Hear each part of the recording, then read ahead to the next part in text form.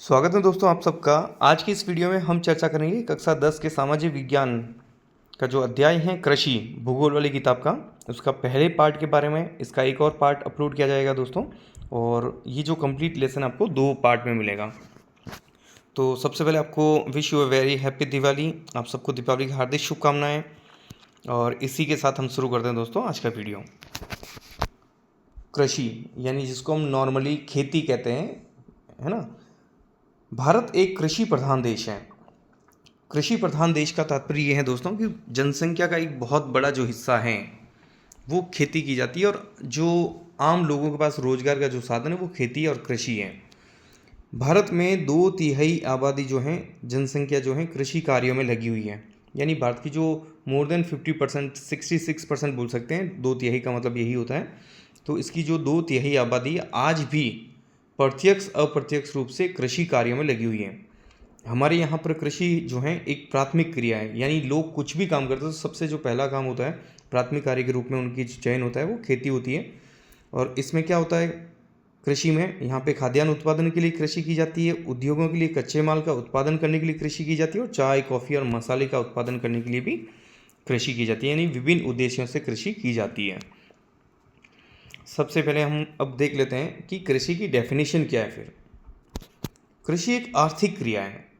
कृषि वह प्रक्रिया है जिसके द्वारा मनुष्य द्वारा भूमि की जुताई, बुआई, सिंचाई, खाद, देखभाल और फसल की कटाई करता है ताकि उसे अन्न, फल और सब्जियां, रेशे आदि प्राप्त हो सके। यानी कुल मिला के जहाँ से जो प्रोसेस करता है इंसान, किसान जो है, जैसे खेत जोतना, फिर बुआई करता है, फिर सिंचाई करता है, खाद देता है, उसकी देखभाल करता है, फसल को काटता है ना। और फिर उससे जो अन्न, फल और सब्जियां, रेशे आदि जो भी प्राप्त होते हैं, इस संपूर्ण जो प्रक्रिया दोस्तों उसको कृषि कहते हैं। तो फसल के या कृषि के अंग कौन कौन से हैं? तो कृषि के अंग हैं दोस्तों फसल उत्पादन करना, पशुपालन, यानी कृषि के साथ साथ पशुओं को पालना पशुपालन कहलाता है ना। बागवानी, बागवानी का मतलब है फूल और इनकी सब्जियों की जो है खेती करना। वानिकी, वो जो औषधीय पौधे हैं, अन्य प्रकार के पौधे हैं, उनकी खेती करना। और मत्स्य पालन, ये जो सभी हैं ये कृषि के प्रमुख अंग कहलाते हैं दोस्तों। कृषि मनुष्य की प्राचीनतम और प्रमुख आजीविका का साधन रहा है। यानी प्राचीन काल से, जब से मनुष्य सामाजिक तरीके से या सामाजिक प्राणी के तौर पर रहना शुरू किया है, विवेकशील तौर पर शुरू किया है, तो उसने जो शुरुआती जो काम किए हैं तब से ये खेती कर रहा है और तब से करता आ रहा है। आज दिन तक खेती कार्य किए जा रहा है। तो अब हम समझेंगे कि फिर कृषि के प्रकार कौन कौन से होते हैं, कितने प्रकार की कृषि होती है। तो ये देखिए कृषि के प्रकार। तो कृषि का जो पहला प्रकार है दोस्तों वो है प्रारंभिक जीविका निर्वाह कृषि। इसको जीविका निर्वाह कृषि भी बोल सकते हैं दोस्तों। इसका सीधा सा मतलब ये है कि जीवन यापन करने के लिए कृषि करना।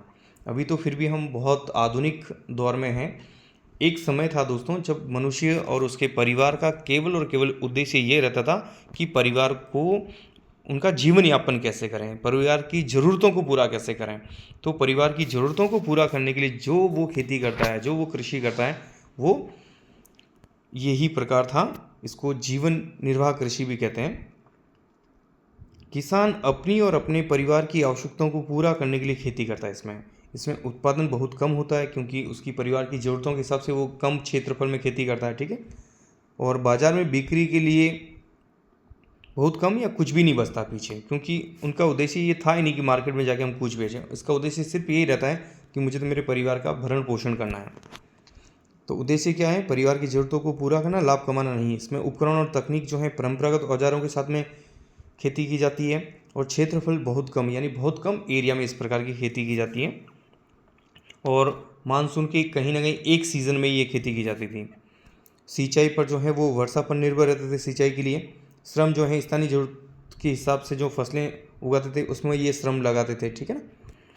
भारत में अगर देखा जाए तो इस प्रकार की खेती जो है पर्वतीय क्षेत्र में, यानी जो पहाड़ी एरिया है, आदिवासी जो एरिया है वहाँ पर, और ग्रामीण क्षेत्रों में कहीं जगह पर, पूरी जगह नहीं बोलेंगे, कई जगह पर आज भी कई किसान जीविका निर्वाह कृषि करते हैं। जीविका निर्वाह मतलब वो आज भी केवल और केवल अपना भरण पोषण हो सके सिर्फ इसलिए खेती करते हैं। तो ये था जीविका निर्वाह कृषि। ये परीक्षा में आ भी सकता है दोस्तों, काफ़ी इंपॉर्टेंट है। जीविका निर्वाह कृषि से आप क्या समझते हैं? नेक्स्ट है कर्तन दहन प्रणाली। कर्तन दहन प्रणाली का मतलब ये है दोस्तों कि खेती पहले, ये परंपरागत कृषि है ये भी, यानी सदियों से होती आ रही ये तरीका जो है, कोई नया नहीं है, आधुनिक नहीं है। इसमें क्या होता है कि जंगल की किसी एक एरिया को, वहाँ जो जितने भी पेड़ पौधे और जंगल हैं इसको काट कर या तो जला दिया जाता है, ठीक है ना, और जलाया जाता है। फिर जलाने से जो उसकी राख होती है ना, वो राख क्या होती है दोस्तों, ज़मीन को उर्वर बनाती है, उपजाऊ बनाती है, और वहाँ पे अच्छी फसल का उत्पादन हो जाता है। ऑलमोस्ट 2-3 साल तक ये रहता है। तो वहाँ पर जंगल को जलाकर वहाँ 2-3 साल तक खेती करना, और फिर 2 या 3 साल बाद में उसकी जो उपजाऊ क्षमता जो है वो कम हो जाती है, तो फिर वो उस जगह को चेंज करके कहीं और चले जाते हैं और वहाँ कहीं और जाकर इस प्रकार की खेती करते हैं। तो किसी जंगल को काट कर जलाकर अस्थायी रूप से खेती की जाती है और उपजाऊ शक्ति घटने पर भूमि बदल दी जाती है, यानी फिर ज़मीन बदल दी जाती है। इसे स्थानांतरित कृषि भी कहा जाता है। स्थानांतरित क्यों कहते हैं, क्योंकि स्थान को बदलते रहते हैं। एक स्थान को बदला, 2-3 साल तक खेती करेंगे, फिर स्थान बदल देंगे, तो स्थान को बदल बदल कर जो खेती करते हैं स्थानांतरित कृषि कहा जाता है। यह एक परंपरागत कृषि है। वर्तमान दौर में ये बहुत कम हो गई है दोस्तों, क्योंकि पर्यावरण को बहुत ज़्यादा नुकसान पहुँचता है, और ज़मीन भी कहीं ना कहीं किसी, पहले तो ऐसा होता था कि ज़मीन जो है सार्वजनिक ही होती थी, कोई रोक टोक नहीं थी, लेकिन अभी तो आप एक एक इंच जो ज़मीन है वो किसी न किसी के अधिकार क्षेत्र में, तो वहाँ आप इस प्रकार की चीज़ें कर ही नहीं सकते हो। अब ये जो स्थानांतरित कृषि है दोस्तों, कर्तन दहन प्रणाली है, इसके अन्य नाम क्या है? अन्य नाम का मतलब भारत के जो भारत एक विविधता वाला देश है, बहुत बड़ा क्षेत्रफल वाला देश है दोस्तों। तो यहाँ पे अलग अलग जो राज्य हैं वहाँ पे इसको अलग अलग नामों से जाना जाता है। जैसे भारत के उत्तर पूर्वी राज्यों में इसे झूम कृषि कहते हैं, नॉर्थ ईस्ट में, ठीक है ना, अरुणाचल प्रदेश, आसाम, मेघालय, नागालैंड, मणिपुर, मिजोरम, उन राज्यों में, त्रिपुरा, उन राज्यों में जो है इसे झूम कृषि कहते हैं। मणिपुर में भी कुछ जो स्थानीय क्षेत्र है वहाँ पे अलग एक और झूम खेती के अलावा और भी नाम है, उसे पामलू कहते हैं। छत्तीसगढ़ का जो बस्तर एरिया है दोस्तों, वहाँ पर इसे दीपा कहते हैं, और अंडमान निकोबार द्वीप समूह में भी इसको दीपा कहते हैं। राजस्थान, हमारे राजस्थान के दक्षिण में जो एरिया है, डूंगरपुर, बांसवाड़ा, उदयपुर, इसके आसपास ये खेती की जाती थी और कई जगह आज भी होती है, तो उसे वालरा या वालरे कहा जाता है। मध्य प्रदेश में बेवर, और ओडिशा में पामाडाबी या कोमान, आंध्र प्रदेश में पोडू, पेंडा, ये दोनों नाम है इसके। कई क्षेत्रों में पोडू बोलते हैं, कई जगह पेंडा बोलते हैं। पश्चिमी घाट में इसको कुमारी, हिमालयन जो क्षेत्र हैं वहाँ इसे खिल कहते हैं, और झारखंड में इसको कुरुआ कहते हैं। इसके अलावा दुनिया के अलग अलग हिस्सों में भी इस प्रकार की खेती होती जा रही है, कि जहाँ किसी जंगल को जलाकर खेती की जा रही है, तो उसको किस नाम से जानते हैं वो देखते हैं। मैक्सिको और मध्य अमेरिका में इसको मिल्पा कहते हैं। वेनेजुएला में इसको कोनुको कहते हैं। ब्राज़ील में रोका, मध्य अफ्रीका में इसको मसोले, इंडोनेशिया में लदांग, और वियतनाम में इसको रे कहते हैं। तो इसमें दोस्तों आपको ये याद रखना पड़ेगा कि किस क्षेत्र में इसको क्या कहते हैं, और यहाँ से 1 नंबर का जो अच्छा प्रश्न वो बनता है। और कई बार कंपटीशन को जो एग्ज़ाम है वहाँ पर भी आपकी जो सामाजिक विज्ञान की किताबें हैं, कक्षा 6 से लेके 10 और 11वीं बारे में जो राजनीति विज्ञान, इतिहास, कला, संस्कृति, जितने भी जो हैं, जियोग्राफी, समाजशास्त्र, यहाँ से भी अच्छे प्रश्न बनते हैं। तो आपकी किताब से नो डाउट कंपटीशन में भी अच्छे प्रश्न बनते हैं दोस्तों, उनका भी आप ध्यान दें साथ साथ। अब कर्तन दहन प्रणाली वाली जो कृषि है उसमें कौन कौन सी फसलें उगाई जाती हैं? तो मुख्य रूप से चावल, मक्का, ज्वार, बाजरा, रागी, और कुछ दालें वाली जो फसलें, अरहर, उड़द आदि, इस प्रकार की खेती होती आई है। अब तीसरा है गहन जीविका कृषि। तो ये जो शुरुआत वाला नंबर 1 था, जीविका निर्वाह कृषि, उसका थोड़ा सा उल्टा है। इसमें एरिया कम रहेगा, उत्पादन ज़्यादा करना है, ठीक है ना, ज़्यादा लोगों के लिए अनाज उत्पादन करना है।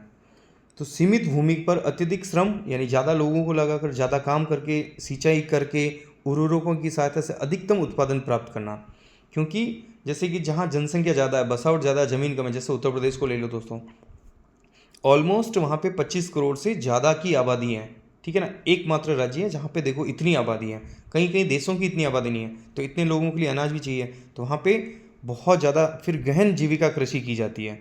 इस प्रकार की खेती की जाती है कि कम ज़मीन पर ज़्यादा से ज़्यादा उत्पादन हो। इनका उद्देश्य क्या होता है? ये भी हालांकि ये कि परिवार की आवश्यकताओं की पूर्ति करते हैं और कम भूमि पर अधिक उत्पादन, क्योंकि ज़मीन उनके हिस्से में बहुत कम आती है, तो नए नए तिकड़म बिठा करके कैसे न कैसे उत्पादन को बढ़ाना चाहते हैं। फिर हैं चौथा, वाणिज्यिक फसलें। इसको व्यापारिक फसलें भी बोलते हैं दोस्तों, वाणिज्यिक फसलें भी बोलते हैं। इस प्रकार की कृषि में किसान जो है फसलें व्यापारिक उद्देश्य से अर्थात लाभ कमाने के लिए उगाई जाती है। यानी केवल भरण पोषण या परिवार को जीवन यापन करने के लिए नहीं, बल्कि लाभ कमाना। वो चाहते हैं कि ज़्यादा उत्पादन हो, मार्केट में बेचे। और इसमें एक और चीज़ इसमें दोस्तों हम देख सकते हैं कि इसमें विशेष एक प्रकार की किस्म की फसल ज़्यादा की जाती है, जैसे कपास की फसल है, फिर है ना चाय की फसल है। ये इसमें मानव श्रम की जगह मशीनों का प्रयोग अधिक होता है, ताकि सस्ता पड़े और कम समय में अधिक उत्पादन कर सकें वो। सिंचाई के उन्नत सिंचाई प्रणाली होती है, रासायनिक खाद दिए जाते हैं, कीटनाशकों का प्रयोग किया जाता है। कुल मिला के बड़े पैमाने पर खेती की जाती है। प्रमुख फसलें इसमें कौन कौन सी हैं? इसमें देखो, एक ही फसल बड़े पैमाने पर बोई जाती है। कोई भी एक फसल बोएंगे और उसको आराम से 100 बीघा, 150 बीघा, 200, 500 बीघा इतना, ताकि उसका उत्पादन आराम से, जो उपज होगी उसको, एक ही जो फसल होगी उसको आराम से बेच पाएंगे, ज़्यादा मुनाफा कमा पाएंगे। इसमें चाय, कॉफ़ी, रबर, गन्ना, केला, तो ये भी आ सकता है दोस्तों। वाणिज्यिक फसलें कौन कौन सी है, व्यापारिक फसलें कौन कौन सी, तो आप ये याद रखिएगा, ठीक है ना। इसमें सारा जो उत्पादन है वो माल उद्योगों में कच्चे माल के रूप में इस्तेमाल होता है। अब हम देखते हैं शस्य प्रारूप। शस्य प्रारूप क्या होता है दोस्तों, कि जो फसल हम बोते हैं वो ऋतुएं कौन कौन सी, किस ऋतु में कौन सी फसल बोई जाती है, कब काटी जाती है, ठीक है ना। तो इसके बारे में, तो उस बेस पे कितने प्रकार के फसल के मौसम हैं, तो वो हम देखते हैं। तो शस्य प्रारूप के अनुसार 3 जो हैं वो मौसम आपको देखने को मिलेगा, खरीफ, रबी और जायद, ठीक है ना। फिर देखिए, इनका बोने का समय हम देखते हैं। बोने का समय, खरीफ की फसल कब बोई जाती है? मानसून के समय। मानसून कब आता है दोस्तों? बारिश का मौसम कब होता है? तो जून और जुलाई के महीने में। और नॉर्मली 3-4 महीने में ये फसल काट दी जाएगी। तो कब काटी जाती है? काटने का समय इसका क्या रहेगा? सितंबर अक्टूबर, यानी दीपावली के आसपास। अभी आप देख सकते हैं जिन जिन फसलों को अभी कटाई की है, तो वो सारी की सारी खरीफ की फसलें हैं ना, मूंग, तिल वगैरह ये सब। और सिंचाई, ये सिंचाई बहुत कम होती है क्योंकि इसमें मानसून रहता है। तो ये किस पर निर्भर रहती है? मानसून पर निर्भर रहते हैं। रबी की फसल देखते हैं दोस्तों, तो ये ठंडी ऋतु में बोई जाती है, अक्टूबर नवंबर। अभी जिनकी बुआई होगी और मार्च अप्रैल, होली के आसपास इनकी कटाई होगी दोस्तों। और इनको कम से कम सिंचाई चाहिए, लेकिन सिंचाई होना ज़रूरी है, या फिर मावट, जो शीतकालीन जो बरसात होती है वो अगर हो जाए तो भी ठीक है। बाकी कम से कम सिंचाई में ये फसलें हो जाती हैं। जायद की फसलें जो गर्मियों में बोई जाती है, गर्मियों में इट मीन्स मार्च अप्रैल मई में जो बोई जाती है, जुलाई अगस्त में नॉर्मली काटी जाती है। और मध्य से अधिक, यानी सिंचाई की जरूर पड़ती है यहाँ पे। अब इसमें देखिए फसलें कौन कौन सी होती है। खरीफ में जो फसलें हैं दोस्तों, वो चावल, मक्का, ज्वार, बाजरा, सोयाबीन, मूंग, उड़द, मूंगफली, जूट, फसल, कपास और अरहर की जो फसलें हैं, ये टोटल फसलें आपकी कौन सी हो गई? खरीफ की फसलें। रबी की फसलें कौन कौन सी है दोस्तों? गेहूं, जौ, चना, सरसों और मटर, ये आपकी रबी की फसलें अभी बोई जाती है और आपके होली के आसपास काटी जाएगी। और जायद की फसलों में कौन कौन सी हैं? सब्जियां, खरबूजे, तरबूज, खीरे, चारा, ये जितनी भी चीज़ें ये आपकी जायद की फसल है दोस्तों। फिर देखिए, गन्ने की जो फसल है दोस्तों, वो तैयार होने में लगभग 1 वर्ष का समय लगता है। गन्ने की फसल में समय कितना लगता है? 1।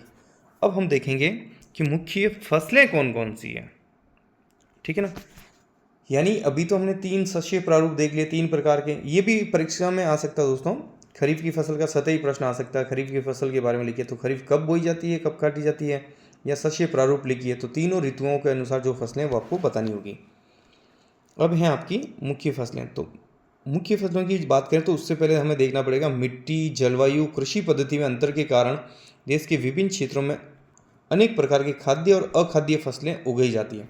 तो किस आधार पर फसलों का वितरण है, कहाँ पे कौन सी फसल उगाई जाएगी, ये केवल हम अपने मन से नहीं कर सकते दोस्तों, क्योंकि वहाँ मिट्टी कैसी है, वहाँ की जलवायु कैसी है, वहाँ की कृषि पद्धति क्या है, ये सब चीज़ें मैटर करती है। तब जाके आप, जैसे हम राजस्थान में सेब उगाना चाहें तो बहुत मुश्किल से है, लेकिन आप जम्मू कश्मीर में जाएंगे, हिमाचल में जाएंगे, बहुत आसानी से उगा पाएंगे।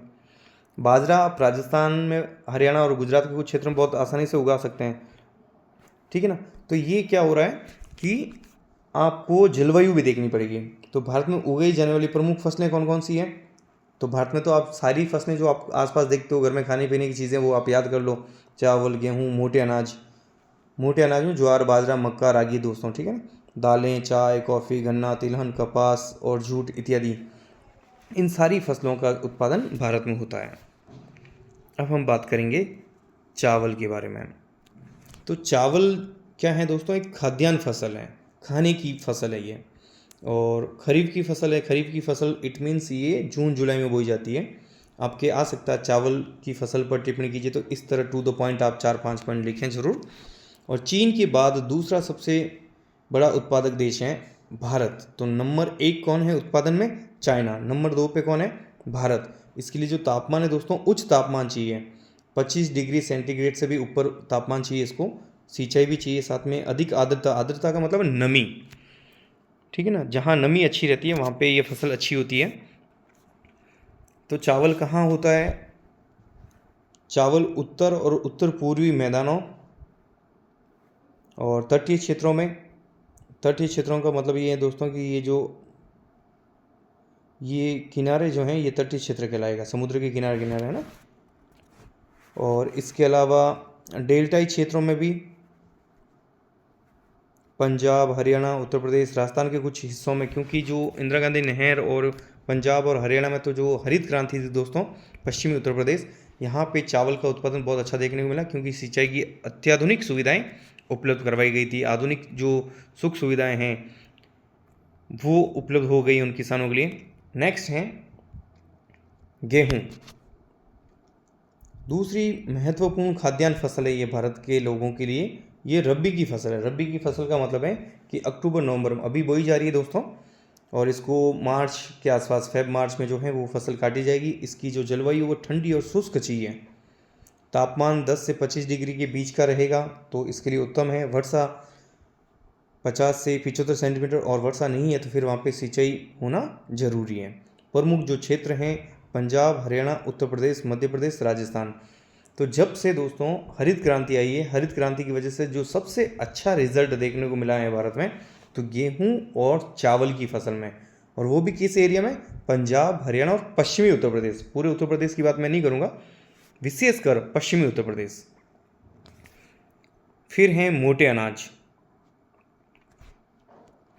तो मोटे अनाज में देखिए दोस्तों, पहले बात तो ये अपना पे ही प्रश्न है कि मोटे अनाज कौन कौन से नाम लिखिए। तो मोटे मीन्स जो बड़े आकार में जो अनाज होते हैं, ये पोषक तत्व से बहुत अच्छे से रहते हैं, भरे रहते हैं, तो बहुत ही उपयोगी है ये। तो ज्वार बाजरा रागी और मक्का। तो ये पहला सवाल तो यही बनता है, मोटा अनाज का नाम लिखिए, तो आपको चारों का नाम लिखना है। इसमें अच्छी बात क्या है, इसमें पोषक तत्वों की मात्रा प्रचुर होती है, यानी बहुत अच्छे अच्छे पोषक तत्व होते हैं। ये हेल्थ के लिए बहुत अच्छी चीज़ है दोस्तों। इन्हें कठिन जलवायु और कम वर्षा वाले क्षेत्रों में उगाया जाता है, यानी कम से कम जो विषम परिस्थितियाँ हैं वहाँ पर भी इन फसलों की खेती हो जाती है। अब हैं बाजरा, देखते हैं हम जो मोटे अनाज उनमें से। तो बाजरा कौन सी फसल है दोस्तों? खरीफ की फसल है। मिट्टी इसके लिए बलुआ और उथली काली मिट्टी होती है, तो वो उपयोगी। राजस्थान में आप देख सकते हैं बलुआ मिट्टी होती है। राजस्थान नंबर 1 पे है बाजरा में, आप देख सकते हैं। इसके अलावा उत्तर प्रदेश महाराष्ट्र गुजरात हरियाणा में भी बाजरा का अच्छा खासा उत्पादन होता है। फिर है रागी। ये भी खरीफ की फसल है, कम पानी में हो जाती है। दाने में कैल्शियम और प्रोटीन बहुत अधिक मात्रा में पाया जाता है। किसके? रागी में। और ऑलमोस्ट अभी रागी खाना बंद कर दिया लोगों ने, लेकिन ये स्वास्थ्य के लिए उतना ही अच्छा है दोस्तों। पहले जो समय में है लोग गेहूं की रोटियां तो कहते हैं ना, वार त्यौहार बनाते थे, कहीं फेस्टिवल्स होते थे तब बनती थी। तो आम लोग जो हैं वो रागी की रोटियां खाते थे और कभी बाजरे की, तो मोटा अनाज ही खाते थे, इसलिए उनका स्वास्थ्य भी इतना अच्छा रहता था। आजकल अपने नॉर्थ इंडिया में रागी खाना बहुत कम कर दिया है। अगर आप हेल्थ कॉन्शियस हैं, अपनी स्वास्थ्य का ध्यान रखना चाहते हैं, तो मेरा एक सजेशन है, रागी की रोटी ज़रूर खाइएगा आप। इसका जो उत्पादन है दोस्तों कर्नाटक में बहुत ज़्यादा है, हिमाचल, उसके अलावा हिमाचल प्रदेश उत्तराखंड सिक्किम झारखंड और अरुणाचल प्रदेश में रागी का अच्छा खासा उत्पादन होता है। फिर है मक्का। मक्का ये भी एक खरीफ की फसल है दोस्तों, और कुछ जगह इसको रबी की फसल के रूप में भी बोया जाता है। अब देखो ऐसा नहीं होता है दोस्तों कि हम खरीफ की फसल बोल दें तो केवल उसी समय बोया जाएगा। ये अलग अलग जगह की बातें, जैसे तिल अपने नॉर्थ इंडिया में जो है दोस्तों वो खरीफ की फसल है, साउथ इंडिया में वो रबी की फसल है कुछ क्षेत्रों में। तो होता है ऐसा। इसका जो उत्पादन है वो हम देखते हैं खाद्यान्न के रूप में भी इस्तेमाल होता है, और पंजाब में तो प्रसिद्ध है दोस्तों, मक्के दी रोटी सरसों दा साग, है ना। तो खाद्यान्न और इसका जो मक्के का चारा है बहुत अच्छा पोषक तत्वों से भरा होता है और जानवरों के लिए बहुत ही उपयोगी रहता है।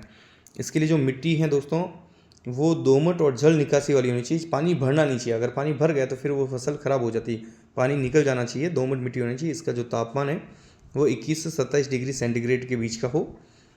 और इसमें हम देखेंगे कि जो मक्का है वो कर्नाटक, मध्य प्रदेश, उत्तर प्रदेश, बिहार, आंध्र प्रदेश और तेलंगाना वाले जो क्षेत्र हैं यहाँ पे मक्के का उत्पादन अच्छा खासा होता है।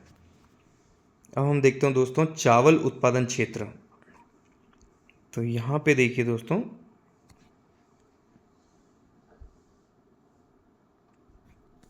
आप देखेंगे कि ये जो बेल्ट है ये तो हरित क्रांति के कारण बहुत ज़्यादा जो सिंचाई और किसानों के पास में आधुनिक जो उपकरण है कृषि के, तो एक तो ये वाला एरिया है, यहाँ पे चावल उत्पादन बहुत ज़्यादा होता है। इसके अलावा आप देखोगे ये जो एरिया है यहाँ आप देखोगे ये तटीय एरिया में और नॉर्थ ईस्ट में भी जाता है। बीच में जो है आप देखोगे कुछ क्षेत्र, ठीक है ना। इसके अलावा कुछ साउथ इंडिया में भी हैं, ये देख सकते हैं ये तटीय एरिया, ये कुछ केरल और यहाँ पर भी हैं और तमिलनाडु का कुछ हिस्सा। तो यहाँ पर जो है वो प्रमुख क्षेत्र हैं चावल का। और इसके जो साइड में है ये गौण क्षेत्र, गौण क्षेत्र का मतलब है यहाँ चावल उत्पादन होता है लेकिन थोड़ा कम होता है। तो मुख्य रूप से जो डार्क वाला एरिया है दोस्तों, ये आपकी पाठ्य पुस्तक के पीछे जो मानचित्र हैं वहीं से लिया गया है। इसके अलावा हम देखेंगे दोस्तों कि जो गेहूँ है, गेहूँ का उत्पादन क्षेत्र भी आप देखोगे तो ऑल इंडिया आप देखोगे तो कहीं नहीं है, साउथ इंडिया में नहीं है, इधर नॉर्थ ईस्ट में भी नहीं है। तो कहाँ पर हैं आप देखोगे, ये हैं दोस्तों आपके उत्तरी राजस्थान, मध्य प्रदेश का कुछ हिस्सा, गुजरात का कुछ हिस्सा, मध्य प्रदेश, वापस उत्तर प्रदेश और ये वाला। तो इन क्षेत्रों में जो है दोस्तों वो गेहूं का बड़ा उत्पादन आप देखने को आपको मिल सकता है। ये नेपाल नहीं है यहाँ पे, तो इंडिया का ये वाला एरिया है, यहीं पे गेहूं का उत्पादन होता है। तो परीक्षा में नक्शे में ये भी आ सकता है दोस्तों कि गेहूं उत्पादक। तो अगर आपके परीक्षा में अगर नक्शे में आ जाए दोस्तों तो ध्यान रखना पंजाब और हरियाणा तो लेना ही है, उत्तरी राजस्थान थोड़ा सा हिस्सा, पश्चिमी उत्तर प्रदेश, ये इतना सा एरिया आप बता देना ये वाला। इसके अलावा मध्य प्रदेश का ये वाला एरिया बस। हालांकि बिहार, उत्तरी बिहार में भी होता है, इतना आप लिखोगे, और कुछ क्षेत्र राजस्थान का भी है, तो आप छोटे छोटे ऐसे सर्किल बना सकते हो। तो ये जो है वो गेहूं उत्पादक क्षेत्र हो जाएगा। तो धन्यवाद दोस्तों, और again wish U a very happy Diwali. और वीडियो को आखिर तक देखने के लिए thank you so much for watching. And video अच्छा लगा तो इसे लाइक और शेयर ज़रूर कीजिएगा।